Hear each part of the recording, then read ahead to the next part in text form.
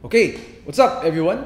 So welcome back and I'm here today doing a webinar and I was tasked to talk about what it's like trading with a full-time job.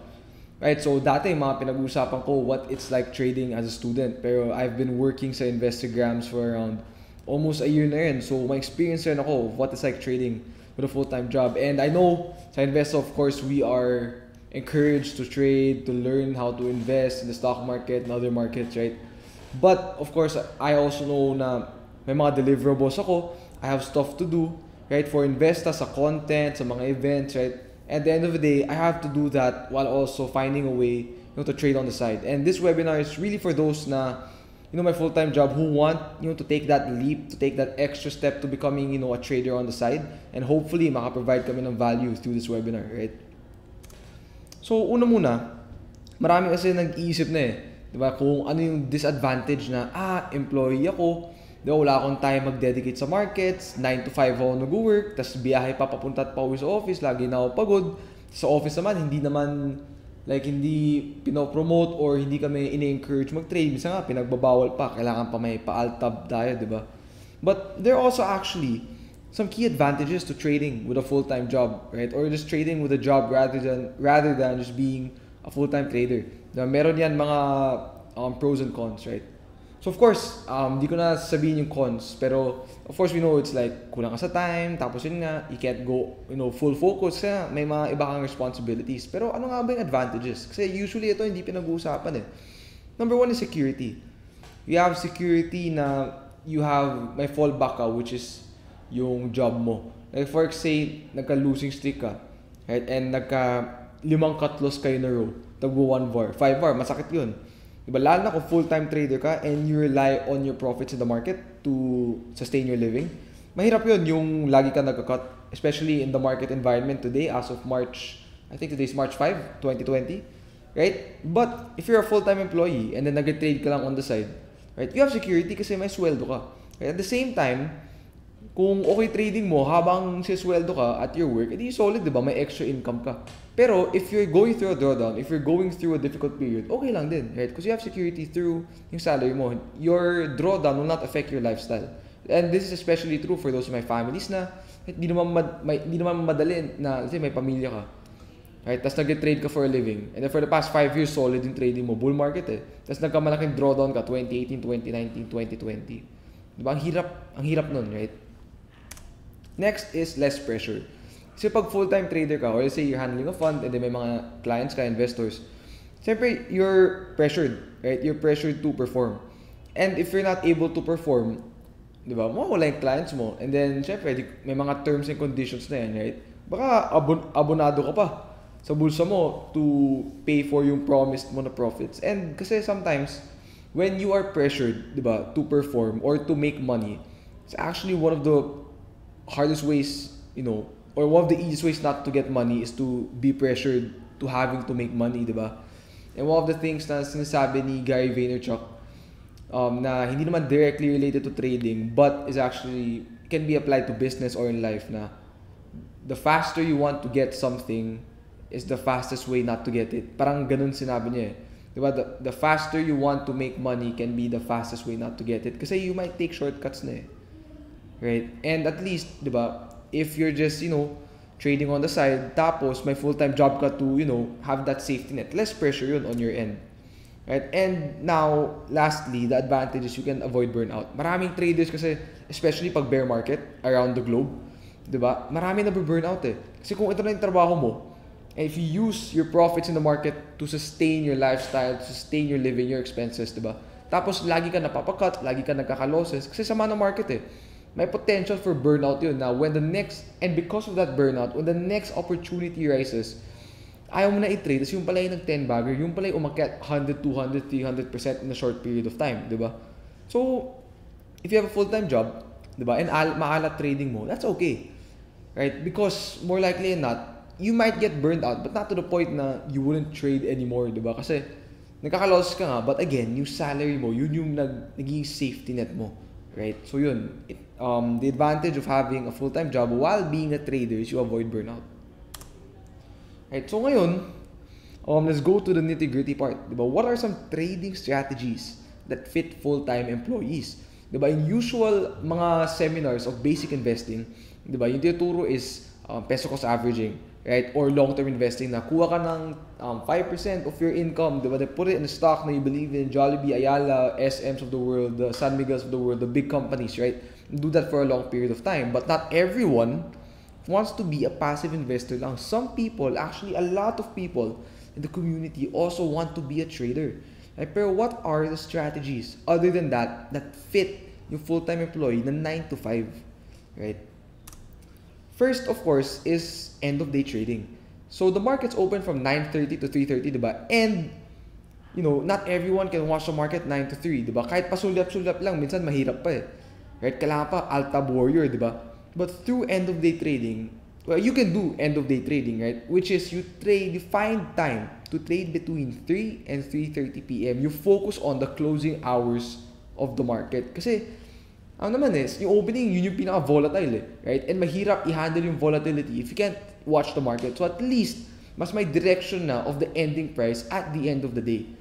Right? So what you can do is focus or find a way to trade between 3 and 3:30 p.m. Doon ka lang mag-buy and sell, right?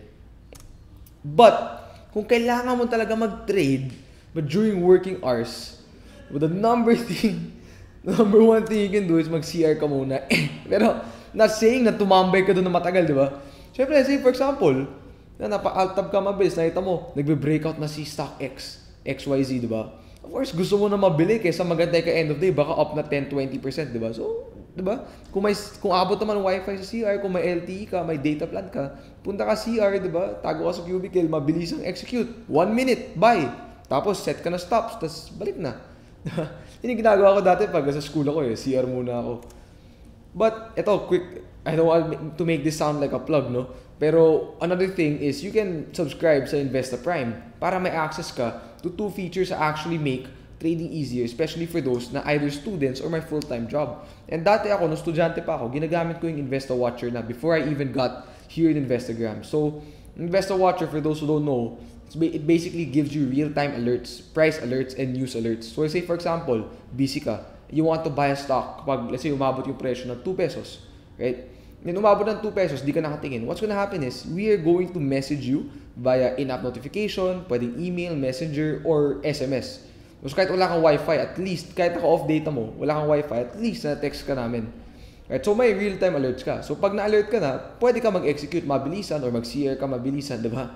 So, Investa-Watcher. Tapos, when you're home naman, when you're done with work, diba? Kasi most of the time, we get home, rush hour pa. So, baka 7, 8, 9, 10. Right? Dami ko sinabing oras, no? Pero late na. And some people, pagod na or want to spend time with their family, have dinner, relax.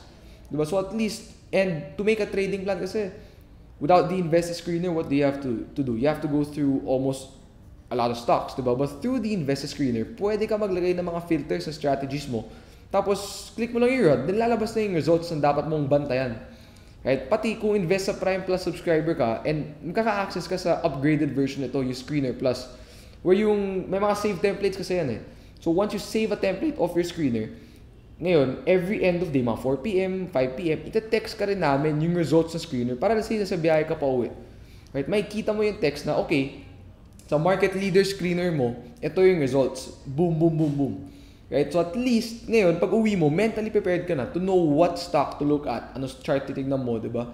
Or anong financial statement titignan mo, right? Mag-set ka ng trading plan. So, yun yung napapadali yung buhay through Investa Prime. Yung Screener, tsaka yung Watcher. Next, what are the 2 strategies I believe na best suited talaga for people na may full-time jobs? It's really trend following and position trading. Right? So for those who don't know, ano nga ba yung mga to? So position trading is basically yung mga position traders, mas passive sila when they execute trades. Right? They want to go into stocks habang tahimik pa. And usually yung holding period can be weeks to a couple of months. Right? They look for stocks na nasa consolidation pa lang, nag-range pa lang. Right? And then they find the support levels to accumulate shares and then they sell it once price hits resistance. Here's an example, IDC. Ito, I'm gonna give so many examples para mas clear. Right? For those na hindi pa familiar sa position trading. So what you want to do is, if you're a position trader, you want to find a stock na tulog pa lang, na hindi masyado volatile para di mo kailangan i-check all the time. Pwede mo lang i-check kapag end of day or even nga every other day. Well, better pa rin end of day, at least once a day. Right? Just to see, malay mo, mapaka-cut loss ka na, right? So look for stocks na tahimik pa lang, they're consolidating, sumasayaw pa lang in a small range. And then what you want to do is you want to find the support areas. The support area kay IDC is between 480 to 520. So it's a good idea to accumulate, shares of IDC dito. Right? Sa support area na yan. Then, hawakan mo lang. Right? Kasi hindi naman siya kaagad aakyat eh. Diba? And then you find the previous resistances and then benta ka dun. So that's what they call position trading. Right? So if you were able to buy, if you're able to accumulate near 5, you would have, and you sold it once it hit resistance, 66% upside din yun. At the same time, hindi ganun ka volatile. So you can also focus on your work. At the same time, hindi ka masyado busy watching the markets every other minute, right? For example, PXP, same process applies. Look for a long consolidation, find the support areas dito sa may 3 pesos na area, accumulate once price reaches that support area, look for the resistance and sell once nag-spike dun. Ito, grabe to, no? 100% position trade, di ba? So, yun yung power ng position trading. You're in habang tahimik pa yung stock, and so mababa na yung average price mo, and you're buying at support. So, yung cut loss mo, below support lang, right? And then, sell mo lang pag umakyat na sa key resistance levels, right? Ito, another one. Ito, FLI naman. Dito, there were 2 buying opportunities dahil dalawang beses siya nag-base. Dalawang beses nag-consolidate. So, you had 2 opportunities to accumulate the stock. And same thing applies. Once you accumulate the stock, habang tahimik, you have a low average price, umakyat yung presyo, sell it once it hits a significant resistance area. And dito, sa may 2 pesos yun. So, you have a 42% and 33% upside respectively. Right? Next, ito, personal example, EEI. I saw this is something I was trading, I think, kakapasok ko pa lang sa Investa, right? So, kasimula ko pa lang mag-work, na-shock pa rin ako na, of course, I started working. So, it's a new environment for me. It's a new experience. So, naghahanap ako ng pwedeng i-position trade, right? And EEI yung nakita ko.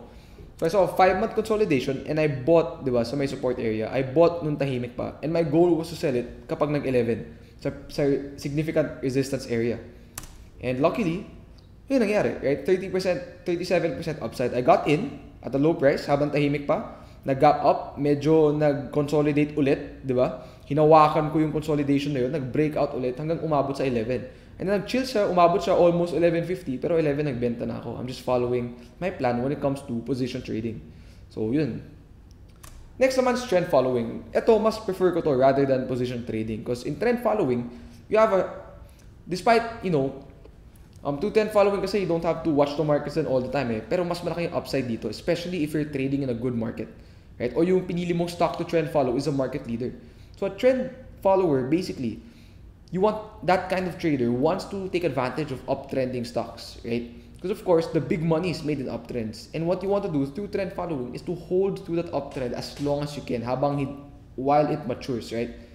So, the holding period, depende talaga eh. Depende how long the trend can last. Pwedeng short-term, medium-term, or long-term trend kasi.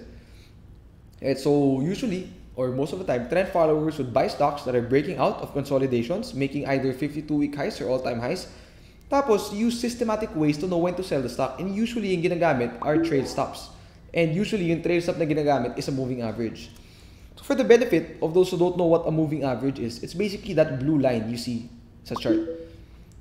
Right? So, that blue line is a moving average. It basically, what it does is, may mga numbers yan, MA10, moving average 20, moving average 50. Kung moving average 20, kinukuha niya yung previous 20 days. Right? The previous 20 candles, tas ginagawa niya ng trend. Right? Yung line na yan.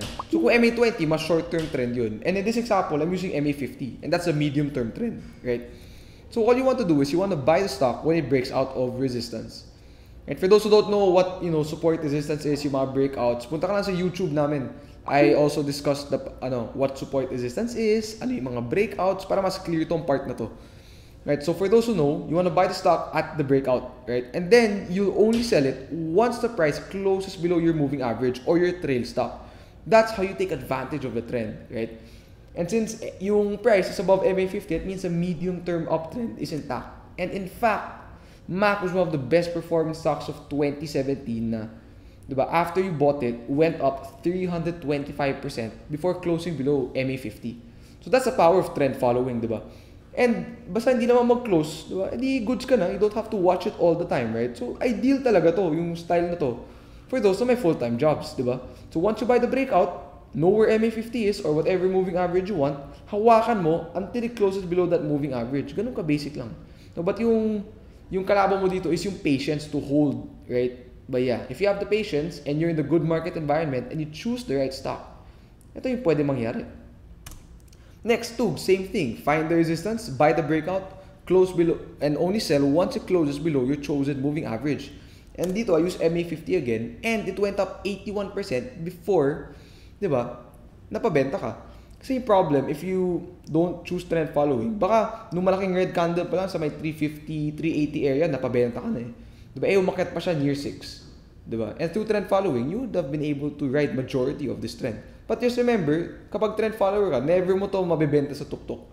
Diba? Kasi you're giving allowance through the moving average, right? But if you don't give allowance kasi, you won't be able to take advantage of the big move, right? Next is house. Ito personal example. Umakyat siya 25%. I wanted to wait for a consolidation to form. So nag-antay ako, dyan below 9, nag-consolidate siya. Then a breakout, a 52-week high breakout on above average volume. That's a good signal. So I bought the breakout, nung nag-gap up at around 881, bumili ako. Then nag-add daw sa closing. And sabi ko, I'll only sell it when it closes below MA20, the short-term uptrend, the short-term moving average. Right? And yun nangyari. Never siya nag-close below. Tumatama siya, yes. And you have to remember, a moving average, yes, line siya. Pero you have to give it, a little allowance din. Maybe 2-3%. Diba? Minsan kasi mag-overshoot yan na slight, tapos babalik lang ulit sa taas. So kailangan may allowance. So yun, I got a 72% gain in a bear market. Right? So, sobrang solid na yun. And yun yung power ng trend following and choosing the right stocks. Diba? Even kapag bear market, may mga stocks na pwede trend follow. Paano pa kaya pag bull market, diba? And note, I had this trade on when I was a student. And ito yung time na graduating na ako, my thesis, so busy talaga. So, nag-chill lang ako. Nag-set lang ako ng Investa Watcher. Diba na, pa-alert na lang kapag nag-close below MA20, naglagay ako ng price level. And never ako na-alert hanggang dyan na sa may dulo. Right? Ito, another personal example, si Wilcon, all-time high breakout. Ito, trip ko talaga, all-time high breakout. Sabi ko, okay, I'm gonna hold it for a bigger move and I'll sell it if the price closes below MA50. And same thing, yun yung ginawa ko. So, I got a 34% gain. Took a while, took around 6 months, pero more than decent na yun in a bear market. Tapos after close below MA50, nakabentahan na on above average downside volume, di ba? So, that's the power of trend following. Even if you're busy, all you need to do is be able to buy that breakout and then find the moving average you want and then hold through that move, diba? Kasi pag tama ka, you won't always be right. Pero pag tama ka, you will be able to take advantage of moves like this, right? Ito naman, si Holcim. Ito, two sides of the coin, best of both worlds. Nagka 81%, move in a few days. And kung position trader ka, you would have accumulated somewhere near 6, diba? So solid. Pero ako, I was waiting for a consolidation to form. Hindi ko na nakuha yung position trade. I wanted to see, pwede ko ba ito i-trend follow? So for about a month, I waited, right? Because it consolidated. And then, nung nag-new 52-week high na siya, yan, pinuruhan ko na. That's when I bought. And of course, the volume also increased. Right? That means my demand for the stock. And potentially, ito pwede ito i-trend follow. I placed my MA20 and I said, I will sell the position once it closes below MA20. And that's what I did. Di ko nabenta sa tuktok, but I sold it at a pretty good gain at 35%. Di na ako pwede magreklamo nun. Nasa school pa ako. Pag-graduate na ako nito, so may mga final exams pa. So, solid, di ba? So, yun yung power ng trend following and position trading.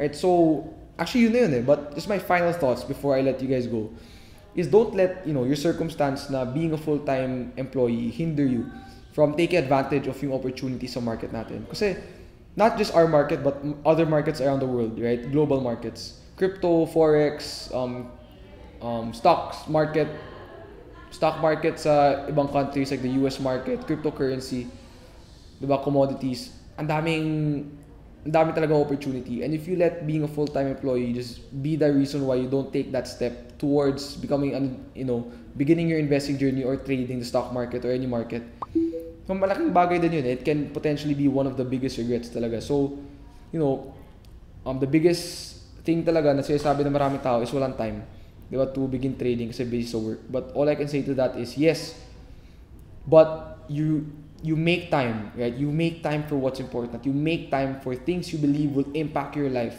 You make time for things na you're passionate about. So just keep that in mind lang, and hopefully through this webinar, naka-provide kami ng value sa inyo mga ka-investa. And my goal lang talaga is just to impact, a lot of lives of Filipinos, and hopefully naka-inspire ako. Hopefully, kasi through the strategies I showed, merong isang tao na may full-time job na, ay grabe, kaya pala to, kaya to.